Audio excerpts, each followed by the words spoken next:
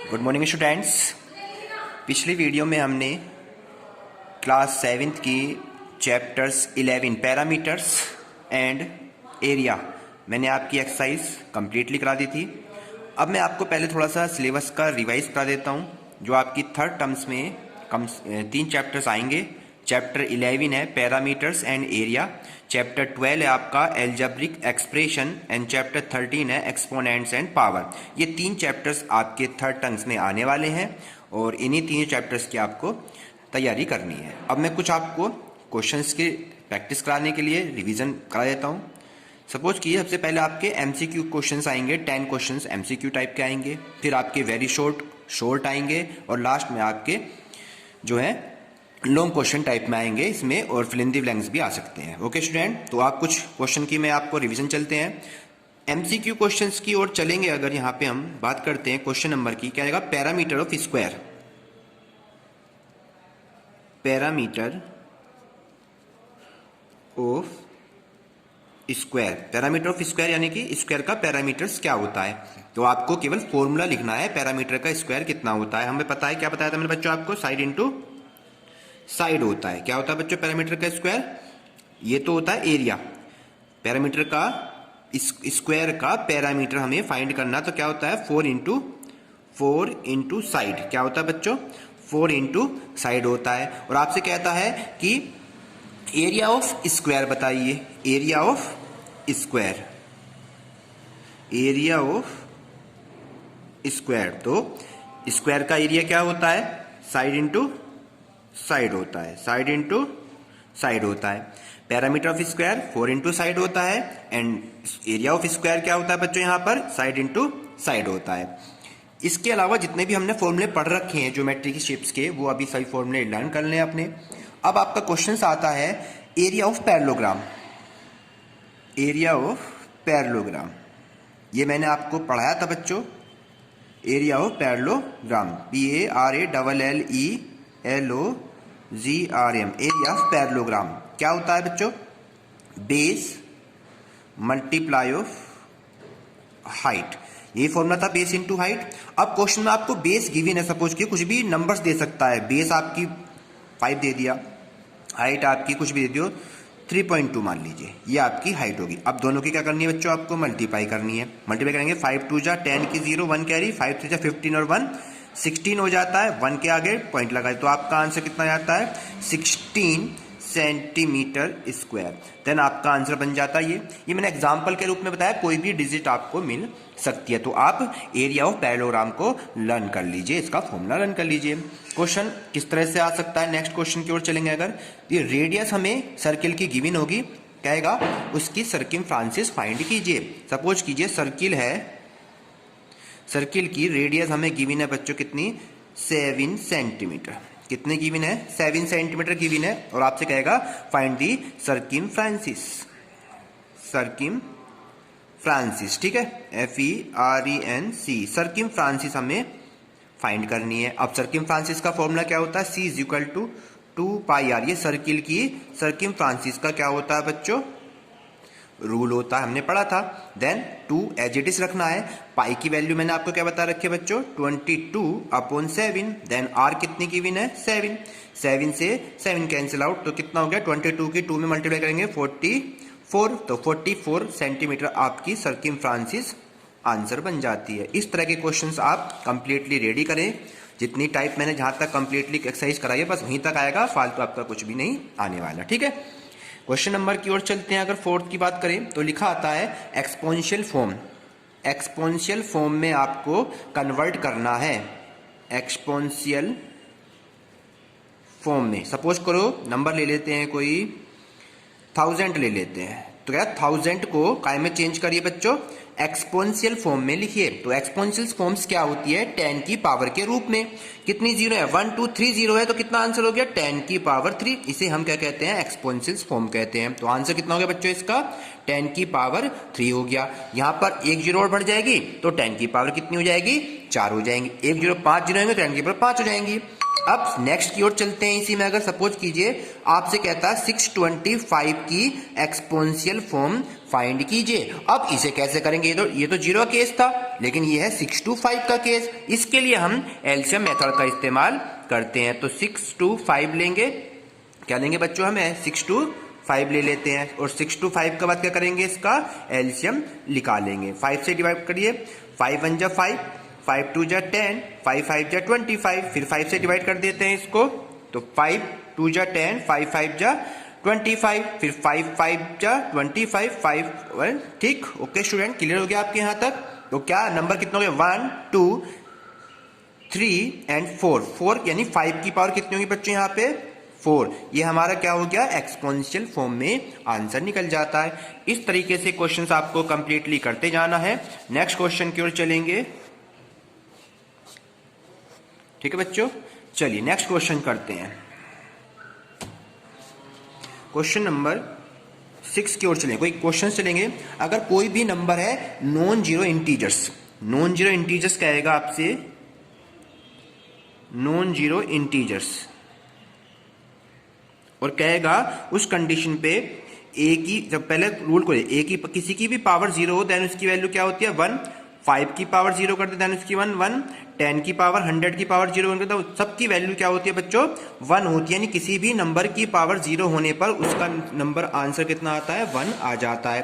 Question लेके चलते हैं, कोई क्वेश्चन ले ली, सपोज कीजिए 3 की पावर 0, 4 की पावर 0 एंड 5 की पावर 0। अब कहेगा इसकी वैल्यू फाइंड आउट कीजिए। तो मैंने भी क्या बताया, किसी की भी पावर हो 0 हो, उसकी वैल्यू 1, तो इसकी वैल्यू 1, देन इसकी वैल्यू 1, देन इसकी वैल्यू 1, तीनों मिलकर कितना हो गया प्लस के 3 आपका आंसर बन जाएगा। क्लियर बच्चों यहाँ पे। नेक्स्ट क्वेश्चन की ओर चलेंगे हम, क्वेश्चन अगले क्वेश्चन की ओर चलते हैं। ओके स्टूडेंट,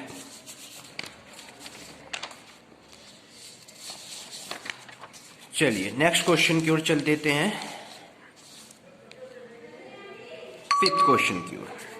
क्वेश्चन कैसा आएगा, how many terms in their expression, कोई भी एक्सप्रेशन मिलेगा और उसमें कहेगा आपसे कि उसकी टर्म्स फाइंड कीजिए। क्या टर्म फाइंड करनी है, टर्म्स, कोई भी नंबर ले लीजिए, 2x² है बच्चों, सपोज कीजिए 2x² दे दिया और कहेगा इस टर्म्स की जो एक्सप्रेशन दिया हुआ है इसकी टर्म्स फाइंड कीजिए। क्या फाइंड कीजिए, टर्म्स फाइंड कीजिए। तो कितनी टर्म्स है इसमें, ओनली 1 टर्म्स है। ओनली कितनी टर्म्स है इसमें, कितनी टर्म्स है बच्चों, 1 टर्म्स है। तो किसका आंसर क्या लिख देंगे, 1 लिख देंगे। फिर आपसे नेक्स्ट करा है, कोई भी आपका एक्सप्रेशन मिलेगी, सपोज कीजिए एक्सप्रेशन दे दी इसने ax प्लस बी, ये एक एक्सप्रेशन है ax प्लस बी, और इसमें कहेगा आपसे कि इसमें coefficient of x², coefficient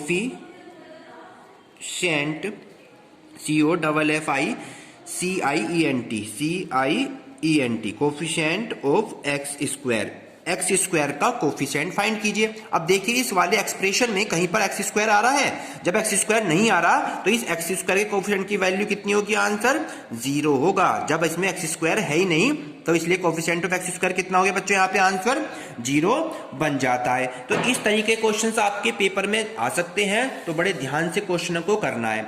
next question की ओर चलेंगे जरा। नेक्स्ट क्वेश्चन है, कह रहा है सब्ट्रैक्ट करिए, एल्जेब्रिक फंक्शन है उसको क्या करना बच्चों, सब्ट्रैक्ट करना है हमें एल्जेब्रिक फंक्शन को।